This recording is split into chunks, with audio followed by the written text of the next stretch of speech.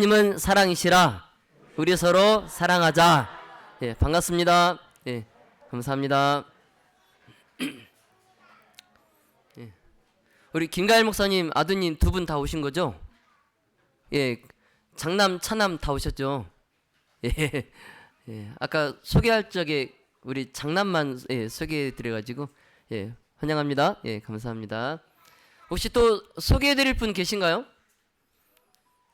오늘 저 소개해 주세요 한 분 안 계십니까? 네, 예, 감사합니다. 예, 오늘은 절망 속에서 발견한 새 소망이라는 제목으로 하나님의 말씀을 전하겠습니다. 우리 시작하기 전에 저 뒤에 에어컨 좀 끄면 어떨까요? 예, 저 히터 바람 때문에 목이 건조해져서 또 기침이 나올 수 있어요. 여러분 기도하셨죠? 저 오늘 기침 안 하고 잘 말씀 전할 수 있도록 예, 좀 이따 기침하면 여러분 책임입니다. 예. 예, 우리 하나님의 말씀 에레미야 애가 3장 17절로 26절의 말씀을 함께 보겠습니다. 우리 구약 성경 에레미야 애가 3장 17절로 26절의 말씀 제가 봉독하겠습니다. 주께서 내 심령으로 평강을 멀리 떠나게 하시니 내가 복을 잊어버렸으며 스스로 이르기를 나의 힘과 여호와께 대한 내 소망이 끊어졌다 하였도다. 내 고초와 재난 곧 쑥과 담즙을 기억하소서. 내 심령이 그것을 기억하고 낙심이 되오나 중심에 회상한즉 오히려 소망이 입사옴은 여호와의 자비와 긍휼이 무궁하심으로 우리가 진멸되지 아니함이니이다. 이것이 아침마다 새로우니 주의 성실이 크도소이다. 내 심령에 이르기를 여호와는 나의 기업이시니 그러므로 내가 저를 바라리라 하도다. 무릇 기다리는 자에게나 구하는 영혼에게 여호와께서 선을 베푸시는 도다. 사람이 여호와의 구원을 바라고 잠잠히 기다림이 좋도다. 아멘. 네.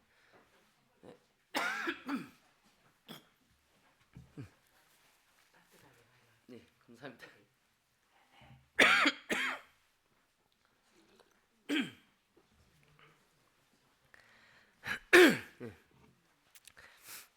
네, 여러분 다음 주가 설 명절이고 이제 내일부터 연휴가 시작이 됩니다.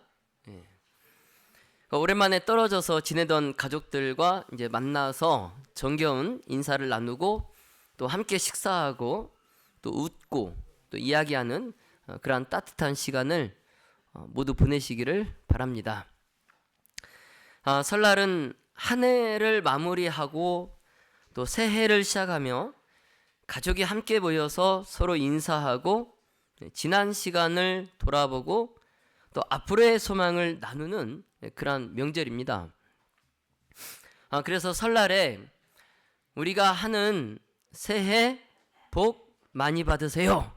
이 세배, 이 세배에 건강하기를 또 평안하기를 그리고 형통하기를 그리고 무엇보다도 잘 살기를 바라는 그러한 마음이 들어있어요.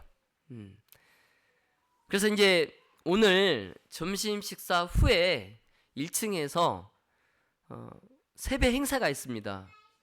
예, 우리 어린이반 아이들이 우리 성도님들께 세배를 드린다고 합니다. 네, 맞습니까? 네. 예, 설날 맞아서 아까 보니까 우리 어린이반 안교 시간에 열심히 세배 연습을 하고 있더라고요.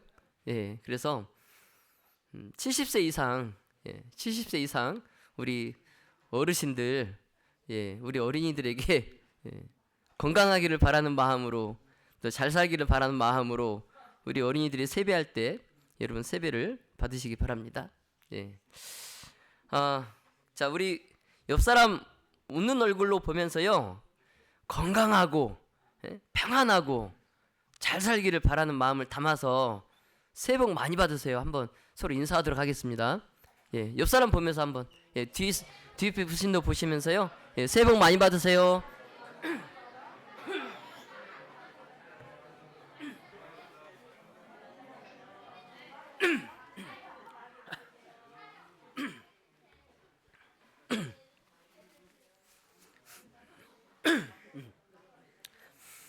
여러분, 설날은 지난 한 해를 돌아보고 또 새로운 한 해를 하나님 앞에서 다시 시작하는 시간입니다. 그런데 이제 우리가 기대만큼이나 걱정과 염려도 함께 안고 새해를 맞이하는 분도 계세요. 네. 그래서 연세가 많으신 성도님들은 올해도 건강할 수 있을까? 내가 끝까지 믿음을 잘 지킬 수 있을까? 또 이렇게 걱정하는 성도님들도 계세요. 올해 우리 가정에, 우리 집안에 우환은 없을까? 이렇게 염려하는 분들도 계십니다. 그래서 가정과 삶의 무게를 지고 계신 분들은 뭐 경제적으로 더 어려워지지 않을까? 참 앞날이 불안하다. 이런 생각도 드실 겁니다. 그러나 우리 하나님은 실패한 인생에게도, 그리고 무너진 인생에게도 매일 아침 새 출발의 기회를 주시는 분이에요. 여러분 믿으십니까? 아멘. 그런데 우리는 실패하고 또 넘어지고 무너진 자리에서 이미 늦었어. 이 나이에 내가 뭘 더 할 수 있겠어? 뭐 지금까지 이렇게 살아왔는데 뭐 달라질 게 있나? 이렇게 너무 쉽게 말합니다. 너무 쉽게 말해요. 그리고 이제 스스로 가능성의 문을 닫아버려요. 난 안 돼 하면서, 그러면서 희망의 불을 꺼버려요. 자, 그러나 하나님은 스스로 가능성의 문을 닫아버리는 우리에게 아니다. 오늘이 새 시작이다. 이렇게 분명히 말씀하십니다. 오늘이 새 시작이다. 자, 믿음의 묻은 가족 여러분, 어제의 실패가 오늘의 은혜를 막을 수 없어요. 그리고 지나간 상처가 하나님의 역사를 가로막을 수 없습니다. 하나님의 은혜는 오늘 아침에 저 햇살처럼, 그리고 지금 우리가 쉬고 있는 이 숨결처럼 오늘도 새롭습니다. 오늘도 새로워요. 그래서 에레미야는 절망의 그 한가운데서 이렇게 고백합니다. 에레미야 3장 22절로 23절에 여호와의 자비와 긍휼이 무궁하심으로 우리가 진멸되지 아니함이니이다. 이것이 아침마다 새로우니 주의 성실이 그도소이다. 아멘. 이 시간 우리 모두가 예레미야의 이 고백을 통해서 다시 일어설 힘을 얻는 그 비결, 그리고 다시 소망을 붙드는 믿음의 길을 함께 발견하시기를 간절히 기도합니다. 오늘 본문인 에레미야 애가, 이 에레미야 애가는 이스라엘이 멸망한 뒤에 폐허가 되어버린 그 예루살렘을 바라보면서 눈물로 이 선지자 에레미야가 기록한 말씀이에요. 그래서 절망 중에 절망, 소망이라고는 전혀 하나도 없어 보이는 그런 상황이에요. 여러분 한번 봐보세요. 이게 뭐 희망이 보입니까? 네? 다 무너졌는데요. 불타고 없어졌어요. 그래서 절망 중에 절망이에요. 예루살렘.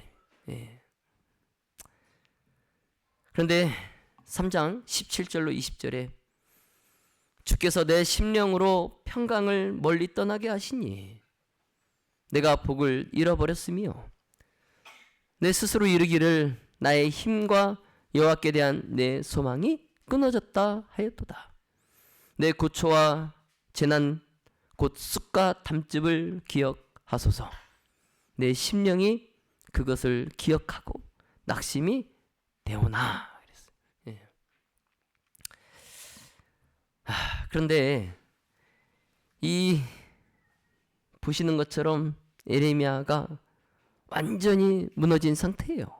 예, 완전히 무너졌어요. 그 평강이 떠났어요. 복을 잊어버렸어요. 그 힘도 소망도 끊어졌어요. 낙심이 됩니다. 네, 낙심이 돼요. 여러분, 이 말씀은 우리처럼 믿음 없는 사람이 한 말이 아니에요. 네. 이 말은 하나님을 누구보다 잘 알았던, 그리고 잘 섬겼던 선지자의 고백이에요. 예. 이처럼 믿음의 사람, 또 하나님의 선지자도 깊은 절망을 겪습니다. 예.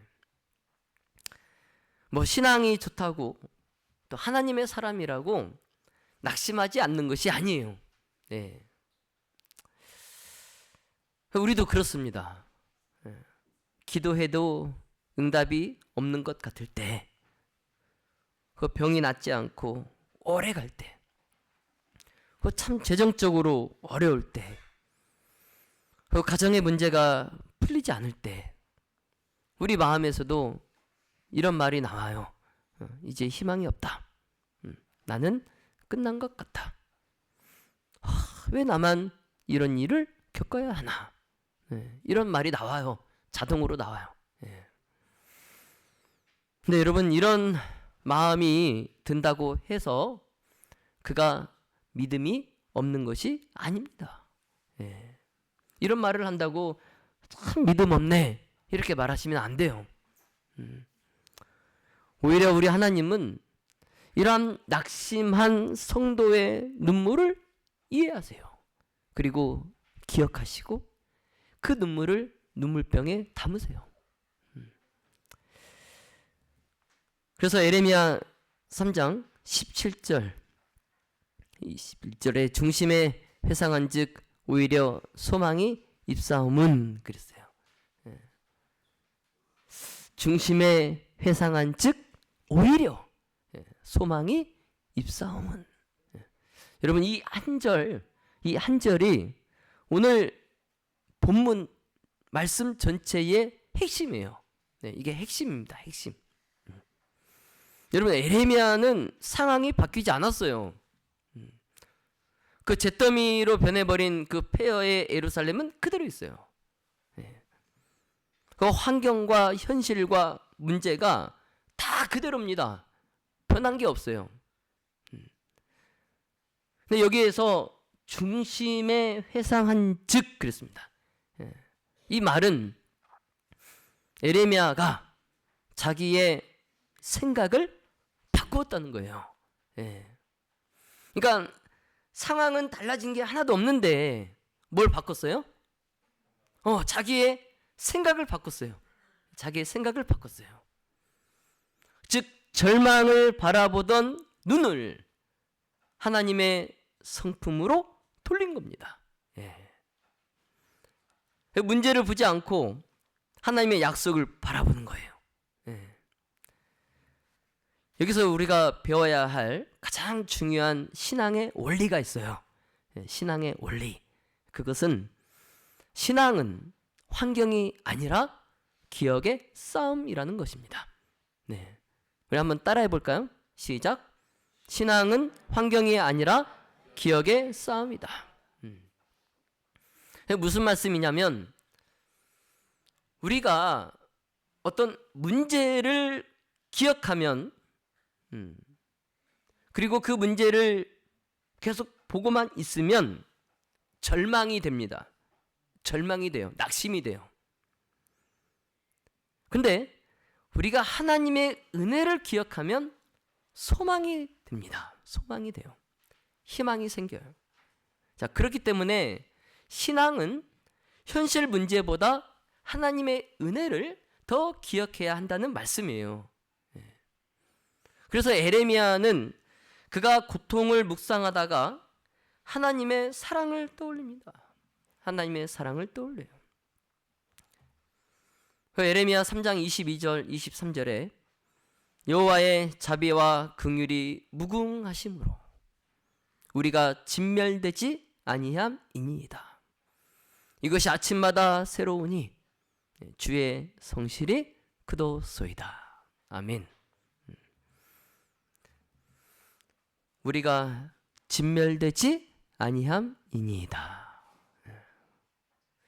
모든 것이 다 폐허가 되고 다 불타 잿더미가 되어 버렸어도 우리가 진멸되지 아니. 그래도 우리는 살아 있음에 감사를 드리는 거예요. 여러분, 에레미야가 절망 속에서 이렇게 다시 소망을 품을 수 있었던 이유 딱 하나입니다. 딱 하나. 그것은 하나님의 자비와 긍휼 때문이에요. 그래서 우리가 오늘 여기까지 살아온 이유도, 그리고 오늘 우리가 이렇게 숨쉬며 예배를 드릴 수 있는 이유도 아직 우리가 기회가 남아있는 이유도 다 하나님의 긍휼 때문이에요. 하나님의 긍휼. 그런 다음에 예레미야의 아주 놀라운 고백이 이어져요. 23절에 이것이 하나님의 자비와 긍휼, 이것이 아침마다 새로우니 주의 성실이 그도소이다. 예레미야의 고백이에요. 자, 사랑의 모든 가족 여러분, 하나님의 은혜는 어제가 아닙니다. 하나님의 은혜는 오늘이에요. 지금이에요. 그 예배 시간이에요. 자, 그러므로 어제 넘어졌어도 오늘 다시 걸을 수 있어요. 어제 실패했어도 오늘 다시 시작할 수 있습니다. 그런데 우리가 어제 실패했는데 오늘 실패하는 이유가 뭘까요? 자, 하나님은 우리가 어제 실패했어도 우리가 오늘 다시 시작할 수 있다 말씀하시는데, 어제 실패했는데 오늘 또 실패하는 이유가 뭘까요? 내가 했던 실수를 오늘도, 어제 했던 실수를 오늘도 하기 때문에 그렇습니다. 제가 뭐 많이 살지도 않았지만 이제 반백년 살았어요. 근데 제가 보니까 그래요. 이게 환경이 바뀌지 않는 건요, 상황이 바뀌지 않는 건 어제보다 오늘이 더 나아지지 않는 이유가 있더라고요. 그게 내가 어제 했던 실수를 오늘도 하고 있기 때문에 그렇더라고요. 그래서 내가 상황이 바뀌려면, 어제보다 내가 오늘 좀 더 나아지려면 내가 어제 했던 실수를 오늘 해서는 안 됩니다. 고쳐야 돼요. 고쳐야 돼요. 그것이 무엇이 됐든 고쳐야 됩니다. 여러분, 하나님의 은혜는 아침마다 새롭다는 것을 꼭 기억하시기 바랍니다. 24절에 내 심령에 이르기를 여호와는 나의 기업이시니 그러므로 내가 저를 바라리라 하도다. 아멘.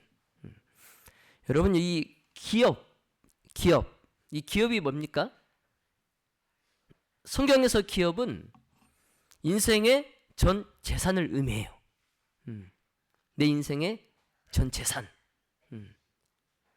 그래서 에레미야는 이렇게 고백하고 있는 겁니다. 내 인생의 재산은 하나님입니다. 하나님입니다. 내가 가진 최고의 복은 하나님입니다. 이렇게 고백하고 있어요. 그런데 세상은 이렇게 말하죠. 돈이 있어야 산다. 건강이 있어야 산다. 집이 있어야 산다. 세상은 이렇게 말해요. 여러분, 물론 그것들이 중요합니다. 그렇죠? 그러나 에레미야는 여호와는 나의 기업이시라 이렇게 고백하고 있어요. 예. 자, 그러므로 그리스도인은 이 고백이 있을 때 비로소 인생이 흔들리지 않습니다. 예. 에레미야는 마지막으로 신앙인의 태도를 보여줘요. 예. 그것은 바로 기다림의 믿음입니다. 기다림의 믿음. 그래서 25절과 26절에 무릇 기다리는 자에게나 구하는 영혼에게 여호와께서 선을 베푸시는도다. 사람이 여호와의 구원을 바라고 잠잠히 기다림이 좋도다. 아멘. 여기서 핵심 단어는 무엇입니까? 예? 예, 항상 제가 물어볼 때마다 깜짝깜짝 놀라요. 여러분 이렇게 잘하세요? 예, 신기합니다. 예, 기다림이에요, 기다림. 예. 솔직히 말씀드려서 기다림은 우리에게 가장 어려운 영적 훈련이에요. 그렇지 않나요? 그렇죠? 우리에게 신앙하는 우리에게 가장 어려운 영적 훈련 중에 하나가 기다림이에요. 기다림. 우리는 막 빨리빨리 해결되기를 바랍니다. 그렇죠? 그래서 기도하고 눈 떴을 때 그게 바로 이루어지길 바라요, 우리가. 예. 근데 우리가 지금 이 살고 있는 이 시대가 기다림을 잃어버린 즉시성의 시대예요. 즉시성. 예. 그래서 이 속도의 시대를 우리가 살아가고 있어요. 속도의 시대. 특히 이제 우리는 빨리빨리 문화가 있잖아요. 빨리빨리. 예. 그래서 이 조급함이 더 우리의 삶을 지배하고 있어요. 예. 근데 하나님은 기다림을 통해서 우리의 믿음을 자라게 하십니다. 예. 그래서 잠잠히 기다림이 좋도다. 이 말은 포기하라는 말도 또 체념하라는 말도 아니에요. 예. 그냥 포기하고 기다려 이 말이 아니에요. 이 말은 하나님을 전적으로 신뢰하고 또 그분의 손에 내 인생을 맡기라는 믿음의 고백입니다. 예. 자, 그러므로 여러분 눈에 보이는 상황이 아니라 눈에 보이지 않는 하나님의 일하심을 우리가 신뢰하고 그러므로 우리가 서두르지 말고 또 조급해하지 말고 그냥 오늘도 잠잠히 기다리는 믿음의 모든 가족들이 다 되시기를 예수님의 이름으로 기도합니다. 네, 성도 여러분, 오늘 말씀의 교훈에 따라서 새해에 우리가 이렇게 살면 좋겠습니다. 네. 자, 첫째, 지나간 시간보다 남은 시간을 하나님께 드립시다. 네. 우린 종종 이렇게 말하죠. 내가 젊었을 때는, 내가 어렸을 때는 교회를 참 잘 다녔는데, 예전엔 참 내 교회에서 뭐 살다시피 했는데, 열심히 봉사했는데, 이런 말을 우리가 종종 해요. 근데 그게 다 무슨 영이에요? 네. 과거형입니다. 과거형.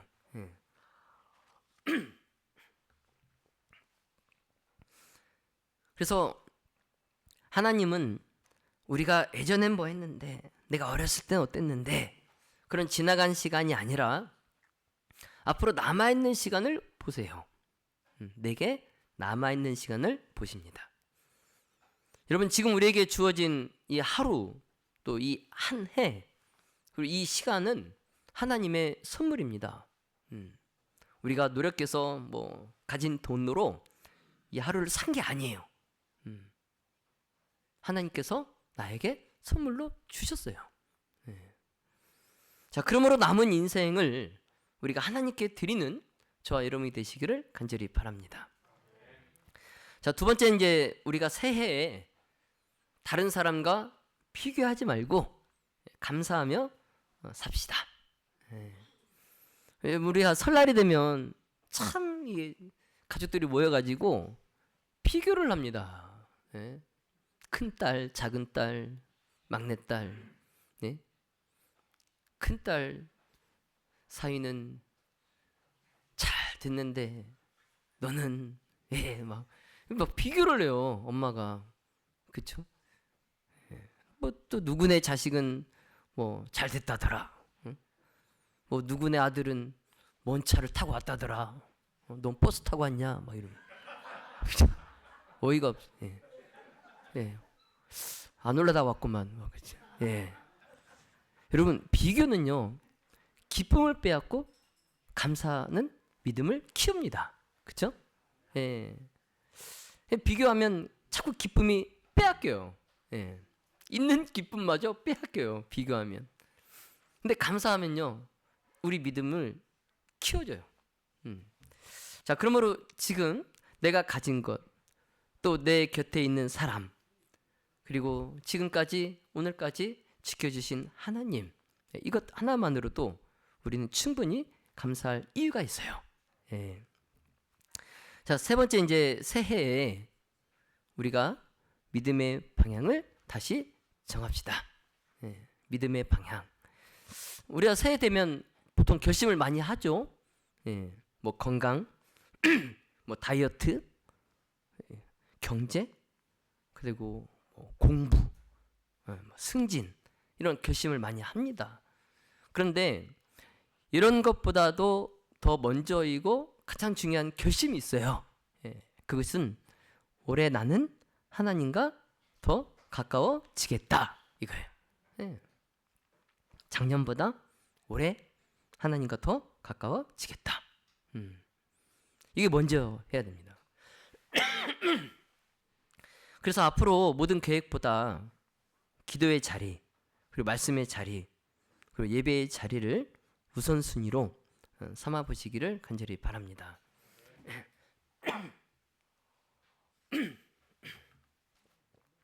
이제 말씀을 정리하겠습니다. 자, 오늘 교과에서 사도 바울은 주 안에서 항상 기뻐하라. 내가 다시 말하노니 기뻐하라 권면합니다. 이 말씀을 가지고 어떤 사람은 항상 기뻐할 수만은 없다 이렇게 말할 수 있어요. 그렇죠? 사업이 망하고 건강이 악화되고 또 집안이 무너지고 있는데 그런 최악의 상황에서 절대 기뻐할 수 없다는 거죠. 그렇죠?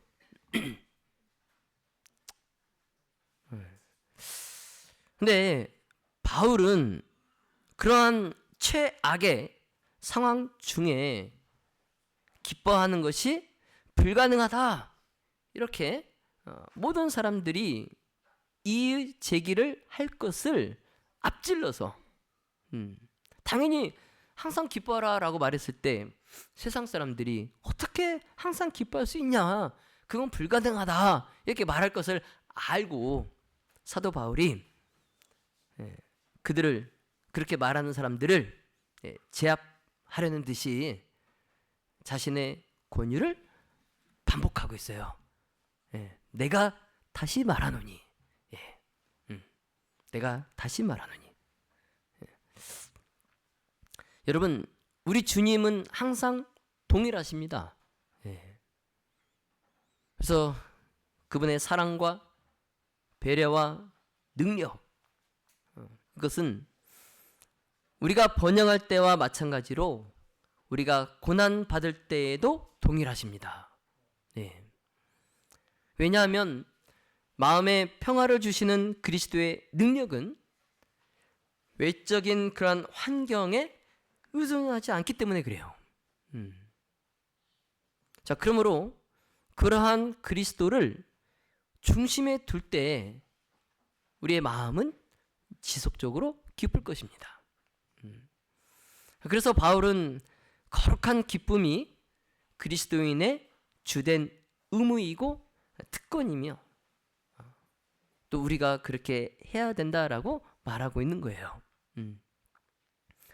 그래서 세상적인 그런 기쁨이 아니에요. 예. 세상적인 그런 기쁨이 아니라 그리스도를 내 마음의 중심에 둔 거룩한 기쁨.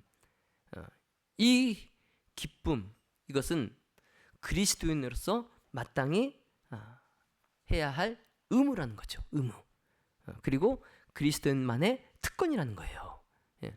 세상 사람들이 누릴 수 없는 권리예요.